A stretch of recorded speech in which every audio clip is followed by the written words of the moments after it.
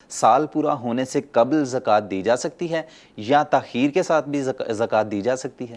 یکم رمضان کو آپ کے جمع مال کے اوپر سال پورا ہونا تھا، لیکن رمضان سے 2 ماہ پہلے ہی رجب میں ہی کوئی بندہ آپ کے پاس آ گیا اور وہ آپ کو آ کر کہتا ہے کہ مجھے فلاں اشد ضرورت ہے، میرا فلاں مریض جو ہے وہ مر رہا ہے، اس کے پاس علاج کے لیے پیسے نہیں ہیں، آپ مجھے پیسے دے دیں، آپ مجھے زکوٰۃ جو ہے وہ دے دیں۔ اب آپ کہیں کہ نہیں جی میرا تو سال پورا ہونا ہے وہ رمضان میں جا کے، لہذا تمہیں میں رمضان میں دوں گا، تو وہ بندہ جو ہے وہ بیچارہ مریض تو مر جائے گا، اس کی ضرورت تو پوری نہ ہوئی۔ اس لیے علماء کرام اس بات کی اجازت دیتے ہیں کہ آپ اس کو رقم دے دیں اور اس رقم کو اپنی زکوٰۃ کی رقم میں شمار کر لیں۔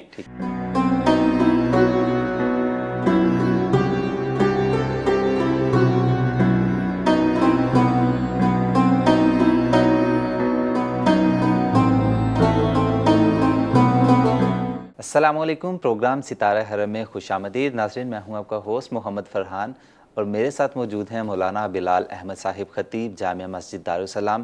سب سے پہلے تو بلال صاحب آپ کا شکریہ، آپ اپنے قیمتی وقت سے ہمیں اپنا وقت دیتے ہیں۔ آپ کا بھی شکریہ۔ اور ناظرین، رمضان المبارک کی مناسبت سے ہم آپ کے سوالات بھی ایڈ کرتے ہیں اپنے پروگرام میں۔ آج کی نشست میں بھی آپ کی جانب سے کیے جانے والے سوالات کو ایڈ کریں گے اور زکوٰۃ سے ریلیٹڈ سوالات ہم کنٹینیو کر رہے ہیں پچھلے 3 پروگرام سے، اور نیکسٹ بھی انہی کو ہم کور کرتے ہیں۔ تو بلال صاحب، سوالات کافی سارے آ رہے ہیں زکوٰۃ پر اور کچھ ریپیٹڈلی بھی آ رہے ہیں جن کو ہم سکپ کر دیتے ہیں۔ اس کے لیے ناظرین آپ کو ہم یہ سجیسٹ کریں گے کہ ہمارے پہلے پروگرام آپ دیکھیں، ان میں آپ کو آپ کے سوالات کے جوابات مل جائیں گے۔ تو آج کے سوال جو پہلا ہے وہ یہ ہے کہ کیا سال پورا ہونے سے قبل زکوٰۃ دی جا سکتی ہے یا تاخیر کے ساتھ بھی زکوٰۃ دی جا سکتی ہے؟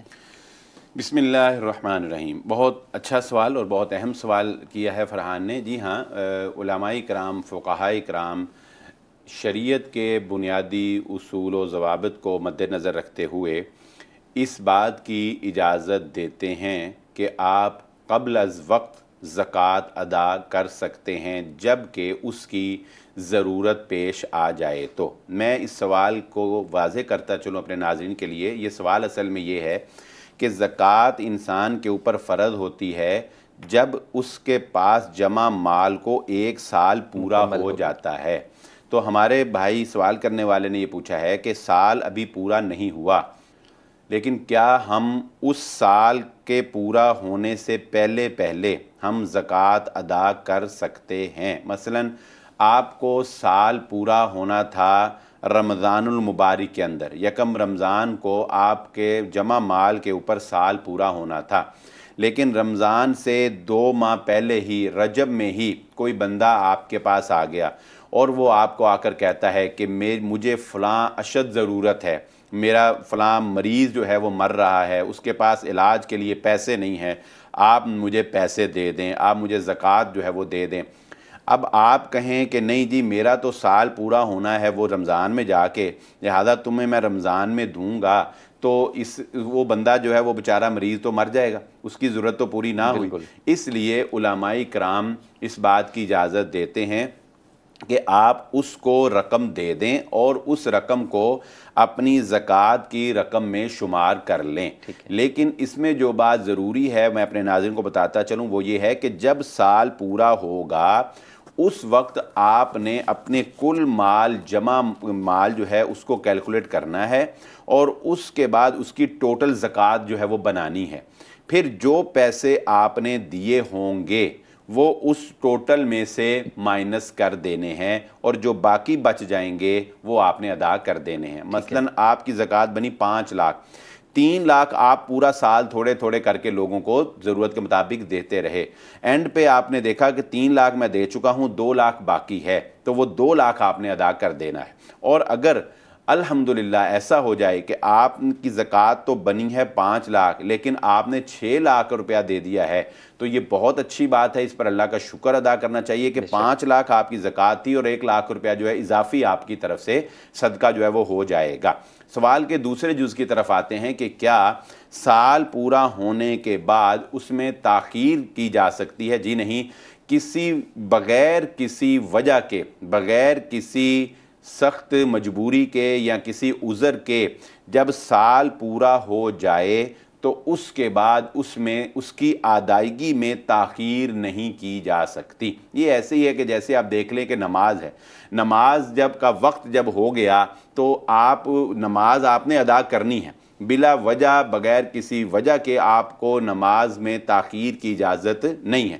اسی طرح زکوٰۃ ہے، جتنی نماز فرض ہے اتنی ہی زکوٰۃ فرض ہے۔ تو جب زکوٰۃ سال پورا ہو گیا، اس کا مطلب ہے اب آپ پہ زکوٰۃ فرض ہو گئی، اب آپ نے اس کو جلد از جلد جو ہے وہ ادا کرنا ہے، بلا وجہ زکوٰۃ کی ادائیگی میں تاخیر کرنا جو ہے یہ جائز نہیں ہے۔ بلال صاحب، ہم نے اپنے پہلے پروگرام میں بھی اس چیز کا ذکر کیا تھا، آپ نے رہنمائی فرمائی تھی کہ اگر کسی کے پاس سونا چاندی اتنا ہے نصاب کے مطابق کہ اس پہ زکوٰۃ فرض ہے، لیکن اس کے پاس پیسے نہیں ہیں پے کرنے کے لیے، اور اگر اسے پتا ہے کہ 1 ہفتے بعد 2 ہفتے بعد مجھے کہیں سے پیسے آنے ہیں، تو وہ اپنی نیت یہ رکھتا ہے کہ ان پیسوں میں سے میں اس پر زکوٰۃ دے دوں گا، تو کیا اتنی تاخیر جائز ہے؟ جی فرحان، انشاءاللہ اللہ تعالیٰ مجبوریوں کو جانتا ہے، اللہ تعالیٰ انسان کی نیتوں کو بھی جانتا ہے۔ اگر کہیں کوئی ایسا معاملہ ہو گیا ہے کہ اس کو قریب میں ہی، یعنی جیسا کہ 2-4 دن میں، ہفتے 10 دن بعد اسے پتہ ہے کہ مجھے اتنے دن بعد جو ہے وہ پیسے جو ہے وہ مجھے مل جانے ہیں، تو میں پھر اپنے پیسوں کی جو ہے وہ زکوٰۃ دے دوں گا، تو انشاءاللہ اتنی، جیسا کہ میں نے ذکر ہے کہ مجبوری ہے، کوئی عذر بن گیا ہے، پیسے نہیں ہیں، آنے ہیں، تو پھر وہ اس میں سے زکوٰۃ دے دے، تو کوئی انشاءاللہ اتنی گنجائش موجود ہے۔ نیکسٹ کوسچن ایڈ کرتے ہیں بلال صاحب، خواتین اپنے پرانے قیمتی فینسی سوٹ جو ہیں وہ زکوٰۃ میں دے سکتی ہیں؟ جی یہ بھی ایک ہیلہ ہی ہے فرحان، یہ بھی ایک اپنے آپ کو فائدہ پہنچانے کی ایک طریقہ ہے، اور زکوٰۃ سے یوں کہہ لیں کہ ذرا بچنے کا ہی ایک ہیلہ ہے، ایک راہ ہے نکالی گئی ہے۔ دیکھیے، اگر آپ اپنا پرانا سوٹ، اپنے پرانے کپڑے، اپنی کوئی بھی پرانی چیز جو ہے وہ آپ کسی ضرورت مند کو زکوٰۃ کی مد میں دینا چاہتے ہیں تو دی جا سکتی ہے، بالکل جائز ہے، لیکن اس کا طریقہ یہ نہیں ہوگا کہ آپ نے وہ لہنگا جو بنوایا تھا 3 لاکھ روپے کا، اور آپ کہیں کہ جی یہ میں نے 3 لاکھ روپے کا لہنگا فلاں کو زکوٰۃ میں دے دیا۔ نہیں، ایسا نہیں ہو۔ اس کا طریقہ کار کیا ہوگا؟ اس کا طریقہ کار یہ ہوگا کہ آپ اس لہنگے کی، اپنے اس سوٹ کی، اپنے اس فینسی سوٹ کی مارکیٹ میں جائیں گے، اور مارکیٹ میں جا کے آپ کسی جو پرانے سوٹ لیتے ہیں، جو پرانے سوٹ خریدتے ہیں، اس کے پاس جائیں گے اور اس کو کہیں گے کہ جی میں یہ سوٹ بیچنا چاہتی ہوں۔ پھر وہ آپ کو کہتا ہے کہ میں آپ سے یہ سوٹ 10,000 روپے کا لوں گا۔ اب اس سوٹ کی مالیت 10,000 روپیہ ہے، 3 لاکھ نہیں ہے۔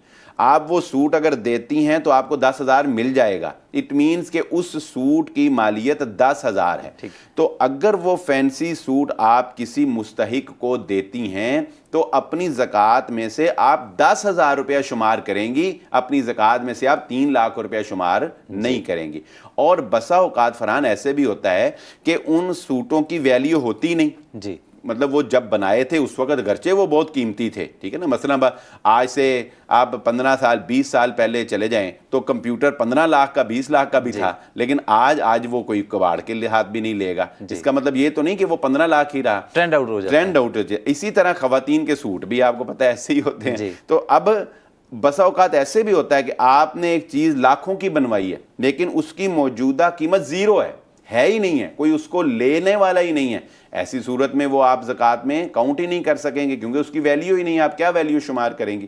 تو اس لیے یہ ایک ہیلہ ہے، ایک بہانہ ہے، لیکن ٹھیک ہے، اس میں ایک چھوٹا سا فائدہ بھی نظر آتا ہے۔ ہر بات جو ہے وہ نیگیٹو نہیں ہوتی، اس میں ایک فائدہ یہ نظر آتا ہے کہ وہ قیمتی سوٹ جو ہے اگرچہ اس کی ویلیو، اب اگر آپ سیل آؤٹ کرنے جاتے ہیں تو اس کی اگرچہ ویلیو 10,000 ہے، لیکن وہ قیمتی سوٹ جب آپ کسی غریب، کسی مستحق کو دیں گی تو اس کا فائدہ یہ ہو جائے گا کہ اگر وہ اپنے لیے کوئی چیز بنائے گا تو وہ اس قابل نہیں ہے کہ وہ بنا سکے، اور اگر بنائے گا تو وہ مہنگی ملے گی، لیکن یہ چیز اس کو سستے میں مل جائے گی، یہ چیز اس کو سستے میں مل جائے گی، یہ چیز اس کو ایک اچھی چیز جو ہے وہ اس کو کم پیسوں کے اندر مل جائے گی۔ اس طرح اس کا ایک فائدہ بھی ہو سکتا ہے، لیکن اس کا طریقہ کار یہی ہے جو میں نے آپ کو ذکر کر دیا، چاہے وہ سوٹ ہو، کوئی بھی چیز پرانی اگر آپ دینا چاہتے ہیں، اس کی کرنٹ ویلیو کے اوپر اس کو زکوٰۃ میں شمار کر کے دیا جا سکتا ہے۔